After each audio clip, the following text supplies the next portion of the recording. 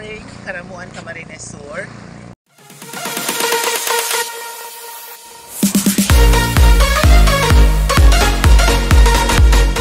Itong place na to actually is just mga 5 minutes ba? Konti lang, less than 5 minutes walk from our house. Yung bahay namin dun banda. Sana nakita niyo ako maliwanag yun. Dun lang. Lakad lang ng konti kasi yun maraming tao doon. Medyo crowded. Kaya medyo ano yung tubig. Pero malinis din. Pwede rin naliligo doon. Pero we prepare na maglakad-lakad lang ng konti. Dito sa area kung saan walang masyadong, actually wala eh.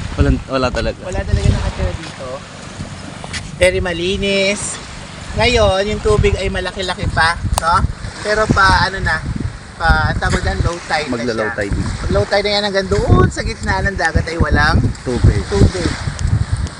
Pwede mo siyang lakarin. Yes, pwede lakarin. At ang kagandahan talaga, yung sun is very fine. Ano siya, no? Hindi naman siya White, na pero malinis. malinis. Cream. Cream ba ito? Yung white siya, white na cream. Ganon. Maliwanag din. Maganda yung buhangin. And tahimik lang. Naalala ko nung medyo bata-bata pa tayo nung tulan siya. Talagang kahit nakabrief lang kami naliligo dito. Wala kasi tao rito. Hindi siya ano.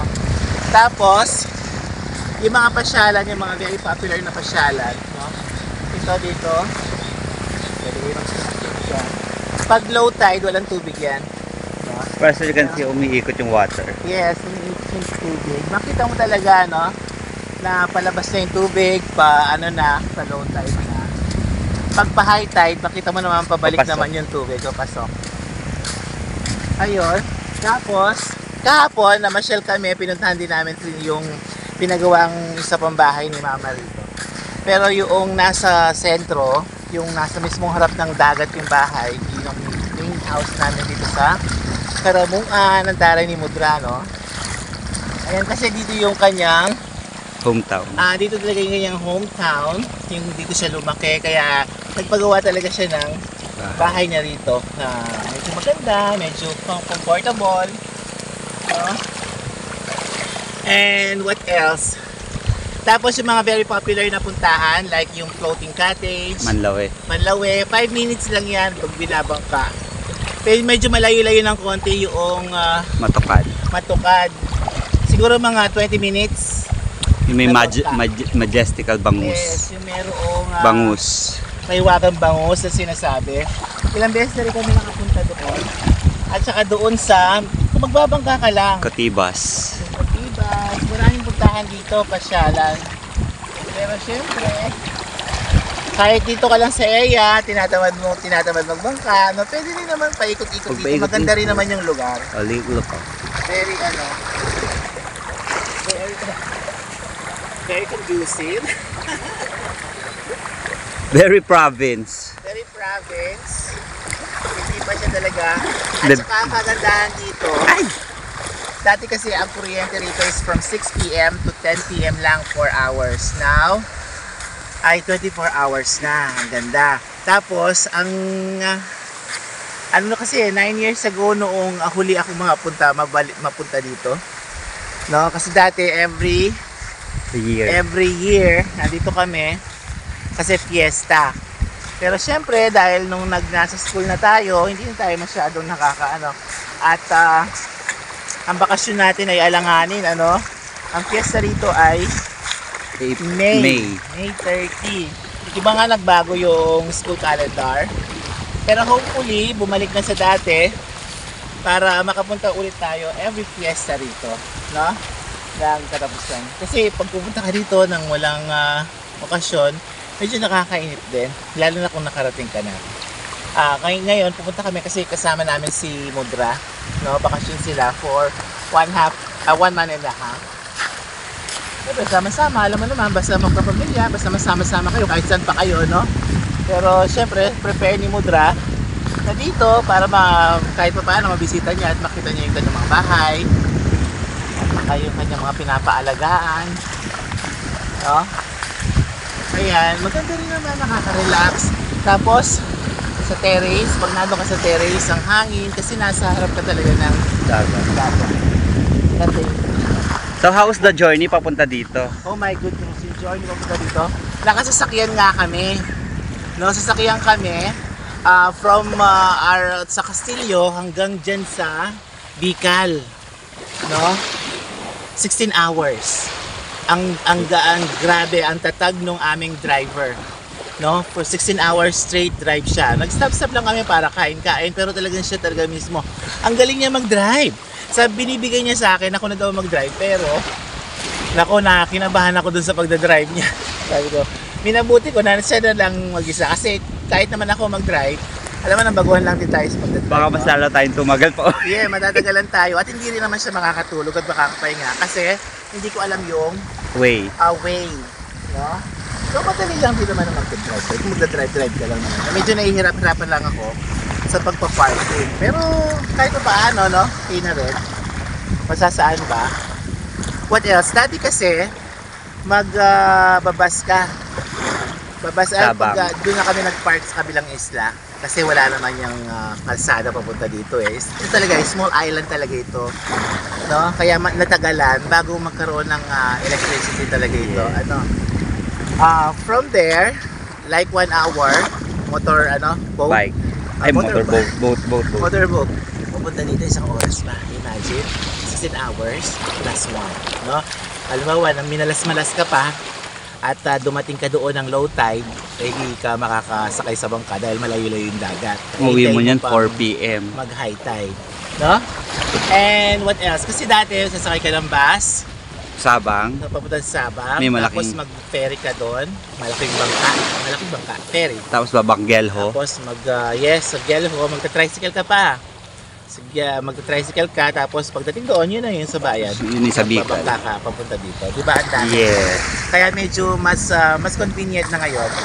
Mas pinadali ngayon kaysa dun sa mga way back, no? Madali.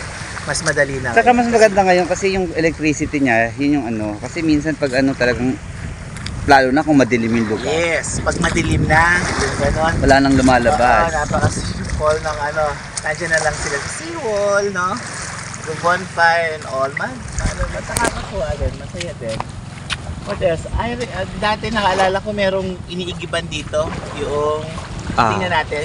Gugon? Nandiyan pa, oo. Gugon ba yun? Oo, may iniigiban. Ay, naalala ko dito kami patakbo-takbo. Patakbo-takbo kami dito.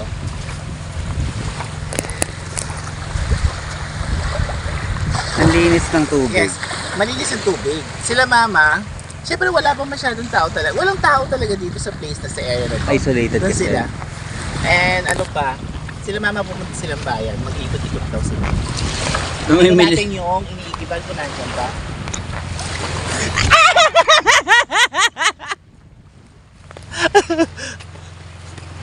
Sabo mo. So guys, hindi mo lang mag-swimming ngayon, magtatapos sa ulan. Doon ka sa mga bato.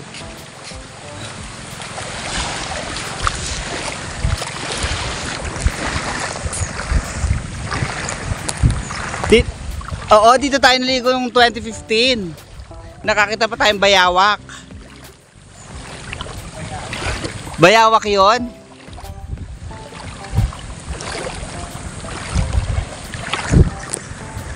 Diyan ka pa ka nakahiga, nakabrief ka.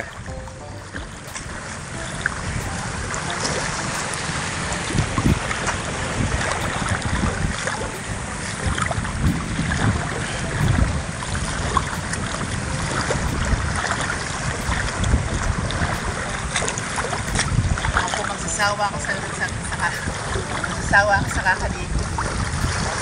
Talagang kasi may hila ako.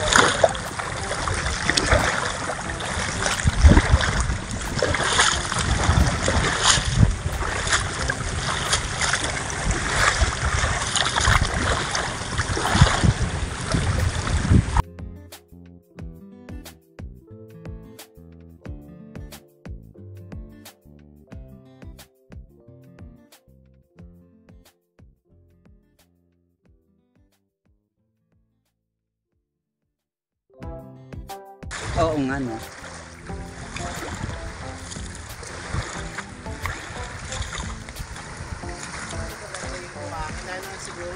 summer.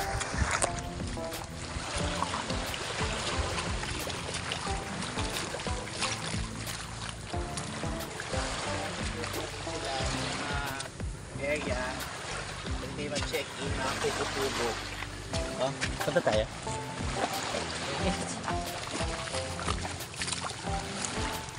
Tingnan ka to.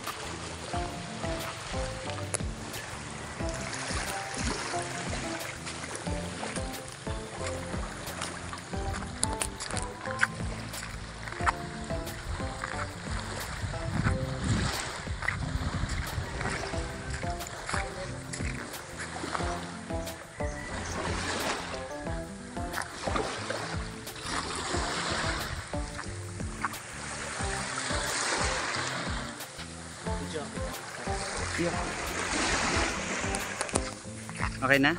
Okay, balik na tayo. Hindi nyo, no? Mga Ate Jess din sila. I don't know if these are for rent. Siguro naman, no? Tapos, pwede kayong relax. Kasi maganda yung dagat. Oo, wala daw daan doon. Kaya dito tayo, babalik tayo. Babalik tayo doon sa malilim. Ano? So, siguro kapag, kasi ngayon, wala na masyadong ano. Pero alam mo naman sa mga resort, mga places, may mga panahon, mga season na malakas, meron din ano. Kasi may tutor-invento na malinis.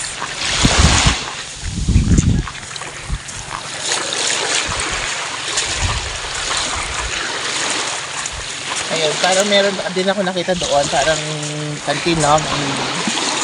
Kung wala siguro kayo ng food, pwede kayo magpa-prepare and all. Maganda.